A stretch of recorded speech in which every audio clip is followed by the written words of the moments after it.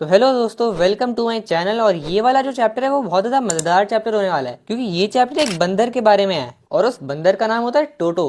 तभी इस चैप्टर का नाम द एडवेंचर्स ऑफ टोटो है और ये चैप्टर लिखा है रस्किन बॉन्ड ने। तो अब बिना टाइम वेस्ट के शुरुआत ही करते हैं। चलिए शुरू करते हैं। एक्चुअली इस टोटो नाम के बंदर को रस्किन बॉन्ड के ग्रैंडफादर ने लिया था, सिर्फ 5 रुपए के लिए। अब तुम क्या पता सोच रहे हो कि सिर्फ 5 रुपए के अंदर एक पूरा का पूरा बंदर खरीद लिया। और मैं कहूंगा हाँ, क्योंकि पुराने जमाने के अंदर पैसे की वैल्यू भी ज्यादा थी ना। अब तुम क्या पता सोच रहे हो कि भाई ये टोटो नाम का बंदर खरीदा कहाँ से। तो एक्चुअली एक टोंगा ड्राइवर आया था रस्किन बॉन्ड के ग्रैंडफादर के पास और उसने भेजा था ग्रैंडफादर को ये। अब तुम वापस सोच रहे होगे कि टोंगा ड्राइवर क्या चीज़ है भाई, बताओ।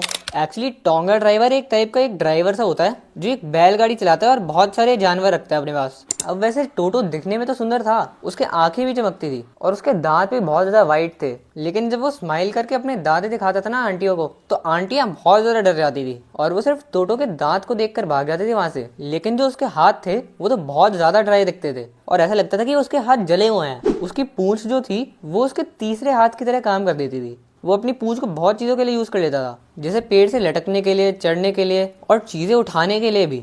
रस्किन बॉन्ड की जो ग्रैंड मदर थी वो हमेशा परेशान हो जाती थी जब रस्किन बॉन्ड के ग्रैंडफादर कोई नया जानवर लाते थे उनके घर में, क्योंकि रस्किन बॉन्ड के ग्रैंडफादर बहुत ज़्यादा जानवर लाते ही रहते थे अपने घर के अंदर। तो वह रस्किन बॉन्ड और उनके ग्रैंडफादर ने सोचा कि अब उनकी ग्रैंडमदर ने देख लिया कि ग्रैंडफादर ने टोटो खरीदा है, तो फिर वो तो चप्पलें मारेंगी ग्रैंडफादर पे भी, रस्किन बॉन्ड पे भी और टोटो पे भी। तो फिर उन्होंने ये सोचा कि टोटो को छिपा के रख देते हैं जब तक रस्किन बॉन्ड की ग्रैंडमदर ठीक मूड में नहीं आ रही थी, क्योंकि अभी इस टाइम ग्रैंडमदर थोड़ी ठीक मूड में नहीं थी ना उनकी। तो फिर रस्किन बॉन्ड और उनके ग्रैंडफादर ने सोचा कि टोटो को अभी के लिए उनके बेडरूम के क्लोजेट के अंदर रख देते हैं। और फिर टोटो को ग्रैंडफादर के रूम के अलमारी के अंदर रख दिया और ग्रैंडफादर की अलमारी के अंदर टोटो को बहुत अच्छे तरीके से बांध दिया और फिर अलमारी बंद कर दी। लेकिन फिर कुछ घंटों बाद जब रस्किन बॉन्ड और उनके ग्रैंडफादर वापस आए कमरे के अंदर, तो उन्होंने ये देखा कि जो दीवारें थी वो पूरी की पूरी फाड़ फूड़ के रख दी थी और सारा का सारा दीवारों का पेंट भी उतर गया था। और जो रस्किन बॉन्ड का स्कूल का ब्लेजर था जो अलमारी के अंदर ही टांगा हुआ था, वो भी टोटो ने पूरा का पूरा फाड़ दिया था। रस्किन बॉन्ड इस बारे में चिंता करने लग गए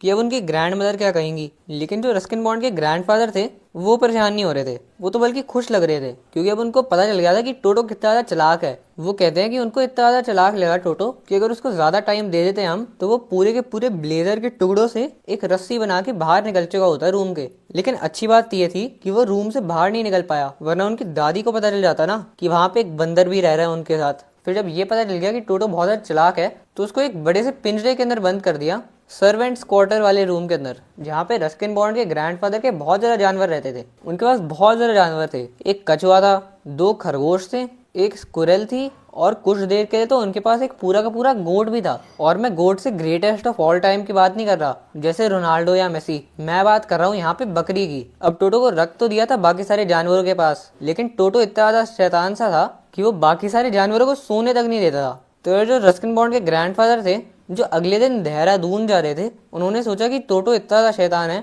कि अगर उसको यहीं छोड़ दिया बाकी सारे एनिमल के पास तो कुछ ना कुछ तो कांड कर ही लेगा। तो फिर टोटो को ग्रैंडफादर के साथ ले जाना ही ज़्यादा बेटर रहेगा। तो फिर रस्किन बॉन्ड के ग्रैंडफादर ने ऐसा किया कि उन्होंने एक बड़ा सा बैग लिया ब्लैक कलर का और उसके अंदर टोटो को भर दिया और फिर वो देहरादून जाने के लिए ट्रेन स्टेशन के लिए निकल गए। अब रस्किन बॉन्ड अपने दादा के साथ देहरादून जा तो नहीं पाए, लेकिन रस्किन बॉन्ड के दादा ने रस्किन बॉन्ड को पूरी की पूरी जर्नी घर आकर बता दी कि क्या क्या हुआ पूरी की पूरी जर्नी में। क्योंकि अगर टोटो ग्रैंडफादर के साथ जा रहा है तो कुछ ना कुछ तो इंटरेस्टिंग होगा ही। जिस बैग के अंदर टोटो को रखा था उसके अंदर घास रखी हुई थी ताकि टोटो कंफर्टेबली बैठ पाए, और जब बैग पूरा बंद हो जाता था तो फिर टोटो निकल ही नहीं सकता था। और इस बात को बहुत अच्छे से उन्होंने चेक भी किया था कि टोटो बाहर ना निकल पाए। बैग इतना ज्यादा स्ट्रॉन्ग था कि टोटो काट काट के तो उसे फाड़ नहीं सकता था, और साथ साथ में वो चेन खोलने के लिए अपने हाथ को भी बाहर नहीं निकाल सकता था बैग के। जब भी वो प्रयास करता था बाहर निकलने की तब वो बाहर निकल तो नहीं पाता था, लेकिन बैग बहुत ज्यादा हिलने लग जाता था। और ये थोड़ी बहुत ही प्रॉब्लम थी, क्योंकि लोग जब देखते थे कि एक बैग के अंदर इतनी ज्यादा हलचल हो रही है तो ऑब्वियसली उनको कुछ ना कुछ तो अजीब लगता होगा कि इस बैग के अंदर रखा क्या है कि इतनी ज्यादा हलचल हो रही है। और कभी कभार जब टोटो ज्यादा जोर से कूदता था तब तो बैग पूरा का पूरा नीचे गिर ही जाता था और उसके बाद रोल करने लगता था। और इस वजह से ऑब्वियसली बहुत ज्यादा लोग घूर रहे थे। टोटो सहारनपुर स्टेशन पहुंचने तक तो बैग के अंदर रहा, लेकिन पता नहीं कैसे ग्रैंडफादर जब अपनी टिकट निकलवा रहे थे ट्रेन के अंदर बैठने के लिए, तो टोटो ने अपना सिर एकदम से बैग के बाहर निकाल दिया और वहां का जो टिकट कलेक्टर था उसने ये देख लिया। अब ऑब्वियसली टिकट कलेक्टर थोड़ा बहुत तो डर गया, क्योंकि एक बंदर अपना सिर निकाल रहा था एक बैग से जब वो टिकट कलेक्ट कर रहा था। अब उस ट्रेन स्टेशन पे एक रूल था कि अगर अपने साथ कोई डॉग ले आ रहा है तो उसे 5 रुपए एक्स्ट्रा देने पड़ेंगे टिकट कलेक्टर को, ताकि वो डॉग को भी अपने साथ ले जा पाए। तो टिकट कलेक्टर ने जब देखा कि ग्रैंडफादर अपने साथ एक बंदर लाए हैं, तो टिकट कलेक्टर ने कहा, sir you have a dog with you will have to pay for it accordingly. मतलब बेसिकली ये कह दिया कि तुम्हारे पास एक डॉग है तो तुम्हें इसके लिए भी पैसे देने पड़ेंगे। अब ग्रैंडफादर ने फिर टोटो को बाहर निकाल दिया बैग के, दिखाने के लिए एक बंदर है और एक कुत्ता नहीं है, तो इसलिए उन्हें पैसे देने की जरूरत नहीं है। लेकिन टिकट कलेक्टर बिल्कुल भी नहीं माना और उसने कहा या तो 3 रुपए दो या तो ट्रेन के अंदर जाओ ही मत। फिर ग्रैंडफादर ने 3 रुपए तो दे दिए, लेकिन ग्रैंडफादर गुस्से हो गए क्योंकि ऑब्वियसली एक बंदर को वो एक डॉग बुला रहा था और उसके लिए पैसे ले रहा था टिकट कलेक्टर। तो फिर उन्होंने अपने पॉकेट से अपना पेट कछुआ निकाल दिया और फिर ग्रैंडफादर ने टिकट कलेक्टर को देखते हुए कहा, व्हाट मस्ट आई पे for this since you charge for all animals. मतलब मैं इस कछुए के लिए कितने ज्यादा पैसे दूं, क्योंकि तुम तो हर एक जानवर के लिए पैसे ले लो। फिर टिकट कलेक्टर ने कहा कि ये कछुआ कुत्ता थोड़ी है, तो इसके लिए पैसे थोड़ी लगेंगे। फिर जब ग्रैंडफादर इस जर्नी के बाद घर आए अपने, तो उन्होंने देखा कि ग्रैंडमदर ठीक मूड में थी। तो रस्किन बॉन्ड और उनके ग्रैंडफादर ने उनकी ग्रैंडमदर को फाइनली बता ही दिया कि उनके साथ टोटो भी रह रहा है। अब इस बात पे थोड़ी बहुत तो नाराज हुई होंगी उनकी ग्रैंडमदर, लेकिन फिर भी उन्होंने सोचा कि चलो अब तो टोटो को ले लिया, अब तो वापस बेच थोड़ी सकते हैं। तो उनके पास एक स्टेबल होता था। स्टेबल एक टाइप का घर सा होता है जो सिर्फ जानवरों के लिए होता है, जिसके अंदर घास फूस वगैरह रखी होती है। तो उन्होंने सोचा कि टोटो को वहां पे रखते हैं और वहीं पे उनका जो गधा था जिसका नाम नाना था उसके साथ सोने देते हैं। टोटो की जब पहली रात थी स्टेबल के अंदर, तब रस्किन बॉन्ड के ग्रैंडफादर देखने गए कि टोटो और डोंकी दोनों सो रहे हैं ना अच्छे से। लेकिन जब वो वहां पे गए तो उनको ये पता चला कि डोंकी जो था जिसका नाम नाना था वो रस्सी से बंधा हुआ था ना, ताकि वो बाहर ना निकल पाए, लेकिन वो रस्सी को खींच रहा था ताकि वो किसी चीज से दूर जा पाए। फिर रस्किन बॉन्ड के ग्रैंडफादर ने नाना को एक चाटा मारा। तब नाना तो पीछे हटा, लेकिन साथ साथ में ग्रैंडफादर को टोटो भी दिख गया और फिर उन्होंने ये देखा कि टोटो ने अपने दांत नाना के कान पे लगाए हुए हैं और वो नाना के कान को काट रहा है। और फिर उन्होंने अलग तो करा दिया टोटो और नाना को, लेकिन अब वो ऑब्वियसली कभी दोस्त नहीं बने नाना और टोटो। देखा जाए तो टोटो किसी खतरों के खिलाड़ी के प्लेयर से कम नहीं था।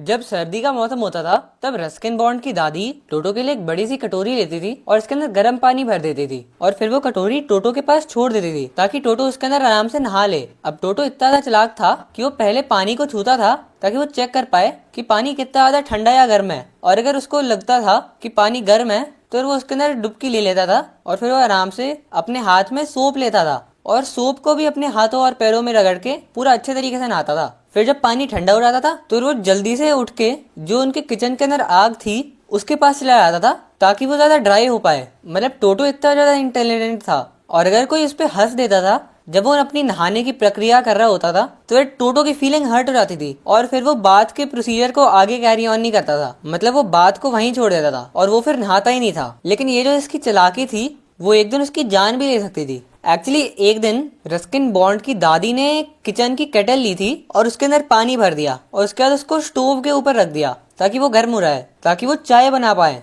लेकिन टोटो ने जब देखा कि पानी गर्म हो रहा है तो उसका शैतानी दिमाग वापस चलने लग गया और उसको बाहर ठंड लग रही थी तो वो पूरा का पूरा पॉट के अंदर ही कूद गया जो बॉईल हो रहा था और उसकी पूरी की पूरी बॉडी जो थी वो बर्तन के अंदर चली गई थी, सिर्फ उसका सर ही बाहर था। अब पानी गर्म हुए जा रहा था और टोटो को कभी कभार लगता था कि थोड़ा ज्यादा गर्म है पानी, तो वो थोड़ा बहुत उठ सा जाता था, लेकिन वो देखता था कि बाहर कितना ज्यादा ठंडा है तो वो वापस अंदर बैठ जाता था उसके। और ये ऐसे ही करता रहा जब तक पानी आधा बॉईल हो चुका था। अब लकीली ग्रैंड मदर जो थी वो टाइम में आ गई और देख लिया कि टोटो क्या शैतानी कर रहा था, और उसके बाद जब टोटो को बाहर निकाला तो दिखा कि वो आधा बॉईल हो चुका था और अगर वो वहां पे और रहता तो वो पूरा बॉईल भी हो सकता था। रस्किन बॉन्ड कहते हैं कि अगर दिमाग का कोई हिस्सा है जो शैतानी को बढ़ाता है तो फिर वो वाला दिमाग का हिस्सा टोटो के अंदर बहुत ज्यादा बड़ा है। वो इतना ज्यादा शैतान था कि वो हर एक चीज को फाड़ फूड़ के फेंक देता था। एक दिन तो रस्किन बॉन्ड की आंटी जब उनके घर आई तो टोटो आंटी पे चढ़ के उनकी ड्रेस को फाड़ने में ही लग गया। मतलब वो इतना ज्यादा शैतान था। और यही नहीं, एक दिन जब लंच का टाइम हो गया था तो रस्किन बॉन्ड के घर में पुलाव बने थे और पुलाव को रखा था डाइनिंग टेबल के सेंटर के अंदर। अब टोटो इतना ज्यादा शैतान था कि जब उन्होंने रूम को एंटर किया तो फिर उन्होंने ये पाया कि टोटो अपने मुंह के अंदर चावल भरे ही जा रहा था। उनकी दादी बहुत जोर से चिल्लाई और टोटो ने जब देखा कि उनकी दादी चिल्लाई तब टोटो ने एक प्लेट फेंक दी दादी के ऊपर। रस्किन बॉन्ड की एक जो आंटी थी वो आगे भागी फिर टोटो को पकड़ने के लिए, लेकिन टोटो ने उनके मुंह में सीधा पानी फेंक दिया। फिर जब ग्रैंडफादर आए तो टोटो ने पुलाव उठाया और विंडो से बाहर चला गया और एक जैक फ्रूट के पेड़ के ऊपर बैठ गया और जैक फ्रूट के पेड़ के ऊपर बैठ के आराम से पूरा पुलाव खाने लग गया। और जब उसने पुलाव खा लिया तो उसने स्टाइल में पूरे का पूरा पुलाव का प्लेट ही नीचे फेंक दिया चढ़ाने के लिए। अब टोटो तो बहुत ज्यादा शैतान था, इस बात का तो पता चल गया था। तो फिर एंड के अंदर रस्किन बॉन्ड की फैमिली को टोटो को बेचना ही पड़ गया और उन्होंने टोटो को बेच दिया सिर्फ 3 रुपए में। और हमारा चैप्टर यहीं खत्म होता है। और अगर चैप्टर से कुछ भी समझ आया हो तो प्लीज़ भाई लाइक कर देना, सब्सक्राइब कर देना, क्योंकि भाई ऐसी वीडियोस बनाने में बहुत ज़्यादा टाइम लगता है। और अगर और पढ़ना हो तो अभी स्क्रीन पे 2 और वीडियोस हैं तो उनको भी देख सकते हो। तो एनीवेज बाय, पढ़ लो अब।